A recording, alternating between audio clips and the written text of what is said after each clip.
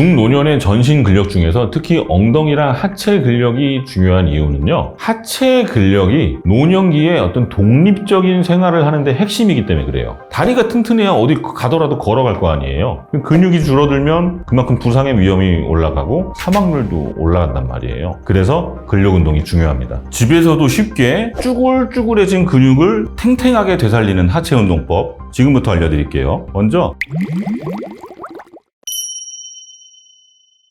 건강한 노후를 위해서 몸의 근육이 중요한 이유는요, 우리 근육이 움직이는 장기고 생존력을 나타내는 지표이기 때문에 그래요. 단백질 저장소고 우리 포도당을 저장하는 역할을 하잖아요. 그러니까 혈당을 조절하고 염증을 억제해요. 그래서 굉장히 근육이 중요한 역할을 하는데, 근육이 줄어들면 그만큼 부상의 위험이 올라가고 사망률도 올라간단 말이에요. 그래서 근력 운동이 중요합니다. 근력 운동이 신체에 주는 효능은요, 근육량이 증가를 하면 넘어짐을 방지하니까 골절을 예방할 수가 있죠. 하체 근육을 키우면서 균형 감각이 좋아지니까 골절 예방을 하는 데 도움이 되고, 밸런스가 좋아지니까 골반하고 척추의 정렬이 개선이 되면서 허리 통증이나 어깨 통증을 예방할 수가 있어요. 정신적인 노화가 예방이 되니까 노년기에 우울증, 불안, 그다음에 치매 예방에도 효과가 좋습니다. 당뇨병을 예방하는 대표적 방법으로 운동이죠. 근육량이 많을수록 인슐린의 민감도가 증가하니까 그만큼 혈당 스파이크를 막아주고 인슐린의 저항성을 낮춘다 그랬잖아요. 근육과 대사질환은 밀접한 관계가 있다는 거죠. 근력 운동을 주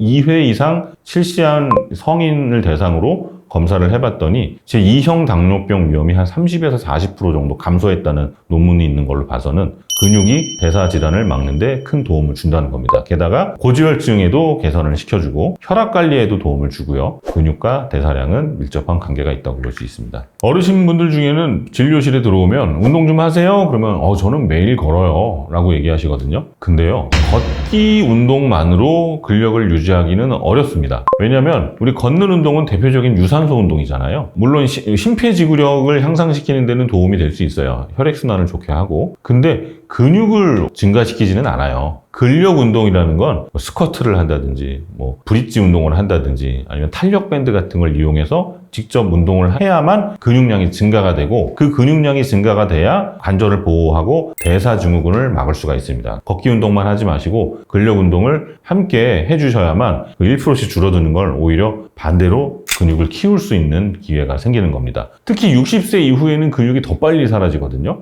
우리 고령이 되면 근육을 합성하는 능력이 줄어들어요. 그런 상태에서 계속 걷기만 한다? 또 오히려 근육을 분해시킬 수도 있어요. 그래서 걷기만 하지 마시고 꼭 근력 운동을 함께 해주셔야 됩니다. 중노년의 전신 근력 중에서 특히 엉덩이랑 하체 근력이 중요한 이유는요, 하체 근력이 노년기에 어떤 독립적인 생활을 하는데 핵심이기 때문에 그래요. 다리가 튼튼해야 어디 가더라도 걸어갈 거 아니에요. 독립성의 핵심적인 능력이 하체 근력입니다. 연세 드셔서 돌아가시는 분들 보면은 마지막 순간에 낙상 때문에 돌아가시는 경우가 많아요. 넘어지면서 고관절이나 대퇴골이 골절이 되고, 그것 때문에 몇 개월 이상 병원에서 누워 계시다가 결국에 폐렴이라든가 요로 감염 같은 것 때문에 돌아가시거든요. 근데 하체 근력이 좋다면 이렇게 넘어짐이나 낙상을 예방할 수가 있겠죠. 하체 근력이 인지 기능과도 밀접한 관련이 있어서 하체 근육이 좋은 사람이 인지 기능 저하가 줄어들었다, 이런 논문들이 있습니다. 하체 근력 운동을 꾸준히 한 사람과 그렇지 않은 사람의 노후가 얼마나 다르냐, 제가 논문을 하나 보여드리면요, 영국의 킹스 칼리지라는 곳에서 쌍둥이 중에 한 명은 하체 운동을 했고 한 명은 안 했다는 겁니다. 그렇게 10년이 지났을 때 이 결과를 보시면 굉장히 재밌는데요, 10년 동안 2번의 검사를 했거든요. 그랬더니 하체 근력 운동을 한 그룹에서 인지기능 저하 속도가 50%가 낮았다 그래요. 무슨 얘기냐, 쌍둥이인데도 불구하고 유전자가 같음에도 불구하고 하체 운동을 한 그룹이 인지기능이 더 좋았다는 거죠. 그래서 노년에 있어서 하체 운동이 필수적이라는 겁니다. 운동은 무작정 많이 하는 것보단 제대로 하는 게 되게 중요해요. 왜냐면 그냥 많이 하게 되면 자세가 좋지가 못해서 관절하고 인대가 부담을 느낄 수가 있어요. 그게 결국에 부상을 일으키는 거죠. 예를 들어서 스쿼트를 하는데 무릎이 안쪽으로 이렇게 X자 다리가 된 상태에서 스쿼트를 한다든지, 아니면 브릿지를 하는데 허리를 꾸부정하게 해서 한다든지, 무작정 많이 하다 보면 당연히 부상이 커질 수밖에 없겠죠. 그러니까 내가 운동으로 근육을 키우려고 시작을 했지만 결국엔 그 운동이 나를 환자로 만드는 거예요. 그래서 제대로 하는 게 중요합니다. 반드시 한 번에 폭발적으로 운동하지 마시고요, 중장년층에서는 정말 가벼운 강도로 꾸준하게 해주시는 게 좋아요. 집에서도 쉽게 쭈글쭈글해진 근육을 탱탱하게 되살리는 하체 운동법 지금부터 알려드릴게요. 먼저 약간 넓게 서시고요. 스쿼트를 하는데 점프를 동시에 할 거예요. 스쿼트 한 상태에서 올라가면서 마지막에 살짝 점프. 스쿼트 하면서 점프. 15회 해줍니다. 무릎이 아프신 분들은 꼭 점프 안 하시고요. 마지막에 올라가면서 조금만 이렇게 들어준다 생각하시면 돼요. 두 번째, 런지. 15회 해줍니다. 세 번째, 사이드 런지. 넓게 서신 상태에서 한쪽으로, 반대쪽으로. 마찬가지로 15회 정도 해줍니다. 마지막에 스쿼트로 마무리를 할 건데, 펄스 스쿼트라고 내려가면서 한번 튕겨주는 거예요. 마찬가지로 15회.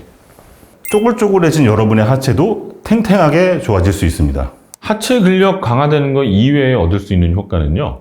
무릎 관절이 안정화가 되고 통증이 완화된다는 거예요. 이 허벅지 앞쪽 근육을 단련시키면 퇴행성 관절염도 좋아질 수가 있고요. 그 다음에 하체 운동을 함으로써 허리 통증도 감소가 돼요. 허리에 실리는 하중이 분산이 된단 말이에요. 허리 아프고 엉덩이 아픈 분들은 꼭 하체 운동을 하셔야 됩니다. 혈액순환 좋아지겠죠? 다리가 붓기가 빠질 수 있어요. 하체 운동으로 종아리 근육을 단련시키게 되면 종아리 근육이 펌핑 작용을 해서 다리에 있는 피가 심장으로 쉽게 올라가게 해줍니다. 그렇게 해서 다리에 붓기를 뺄 수가 있고, 그리고 뇌 기능, 인지 기능이 좋아지기 시작을 합니다. 하체 근육을 쓸 때 BDNF라고 뇌신경 영양인자라는 게 있는데 이게 자극이 되면서 분비가 된다는 거예요. 그래서 하체 근력이 좋은 분들이 치매 발생률이 더 낮습니다. 앉아서 할 수 있는 운동도 있어요. 그 의자에 앉아서 그냥 무릎을 펴는 거예요. 이렇게 레그 익스텐션이라 그러잖아요. 이렇게 들어줌으로써 허벅지 앞쪽 근육을 단련시키는 거죠.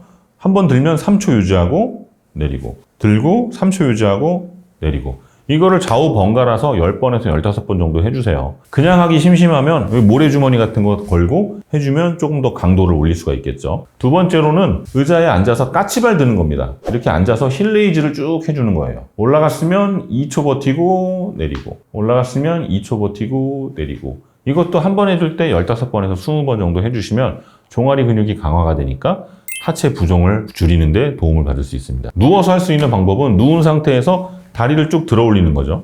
누운 상태에서 한쪽 다리는 굽히고 반대쪽 다리를 쭉 들어주는 거예요. 들었으면 3초 버티고 내리고, 3초 버티고 내리고. 이렇게 한쪽 다리씩 들어주는 거를 양쪽 다 해주시면 좋고요. 또 발목을 당기고 밀고, 당기고 밀고 해서 종아리 근육을 운동할 수가 있습니다. 누운 상태에서 발목을 당기고 밀고. 이 운동도 한 20번에서 30번 정도 해주시면 종아리 근육이 펌핑 작용을 하면서 혈액순환이 훨씬 좋아지는 효과를 볼 수 있어요. 이 외에도 건강한 노년을 위해서 추천하는 운동은요. 먼저 헬스장에서 할 수 있는 게 이제 실내 사이클이죠. 고정식 자전거, 실내 사이클을 하게 되면 무릎 관절의 부담을 좀 덜 하고, 그래서 관절염 환자들도 쉽게 할 수 있잖아요. 자전거 타기가 하체 근력 운동과 또 유산소 운동을 함께 할 수 있으니까 심폐지구력도 향상이 될 수 있습니다. 물 속에서 하는 운동도 되게 도움되거든요. 아쿠아로빅이라 그러죠. 물의 부력을 이용하기 때문에 관절의 부담이 별로 없어요. 그래서 연세 드신 분들은 아쿠아로빅 같은 게 굉장히 도움이 될 수 있습니다. 또 저항 운동, 뭐 어떤 머신을 이용해서 웨이트 트레이닝 하는 거 있잖아요. 헬스장 가시면 뭐 하체 운동하는 기구 되게 많죠. 그런 거를 정확한 자세로 정확하게 운동을 해주신다면 근력을 키우는 데 도움을 줄 수 있고요. 유연성도 중요하기 때문에 요가라든가 필라테스 같은 걸 해서 관절의 가동성을 좀 늘려주는 게 관절 보호하고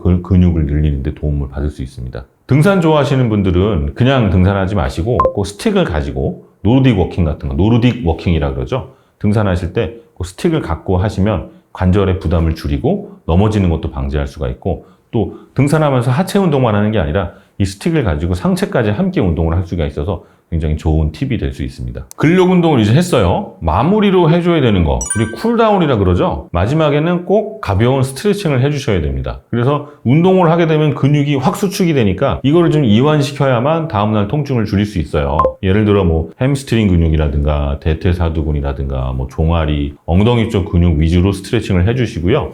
천천히 통증 없는 상태에서 근육을 조금씩 늘려준다고 생각하시면 돼요. 이렇게 스트레칭을 해줘야만 DOMS라고 하는 지연성 근육통을 막을 수가 있습니다. 두 번째로는요, 수분 섭취가 되게 중요해요. 운동하면서 땀을 흘리잖아요. 그 상태에서 반드시 수분을 보충을 해줘야만 운동 후에 다리에 쥐가 난다든가 어떤 근육통이 생기는 거를 예방할 수가 있어서 물을 한 200에서 300 이상은 반드시 마셔주시고 카페인, 당분이 많은 그런 음료는 좀 피해 주시는 게 좋고요. 되도록이면 이온 음료 아니면 그냥 물, 생수 이런 거 드시는 게 좋을 것 같습니다. 세 번째로는 맨 마지막 정리 운동을 하면서 좀 심호흡을 좀 해주는 거예요. 호흡이 되게 중요하다 그랬잖아요. 우리가 운동을 했으면 그거는 교감신경이 흥분을 한 상태거든요. 그러면 이제 호흡을 천천히 하면서 다시 부교감신경을 올라가게 해서 우리 몸이 회복 모드로 들어갈 수 있도록 해주는 게 좋아요. 그래서 한 2, 3분 정도 코로 천천히 숨을 들이쉬고 천천히 내쉬고 명상을 해주면서 심호흡으로 마무리 운동을 해주는 게 좋을 것 같습니다. 운동만큼 먹는 것도 되게 중요해요. 왜냐면 근육은요 운동으로 만들어진다기보다는요 운동과 음식으로 만들어지는 거예요. 그러니까 근력 운동이라는 게 근육을 자극하는 거잖아요. 자극했으면 얘를 이제 키워야죠. 그게 단백질입니다. 단백질이 보충이 돼야 근육으로 만들어지는 거예요. 반드시 운동 후에는 단백질을 먹어주는 게 좋아요. 노년기에는 흡수력이 떨어지기 때문에 단백질을 먹어도 잘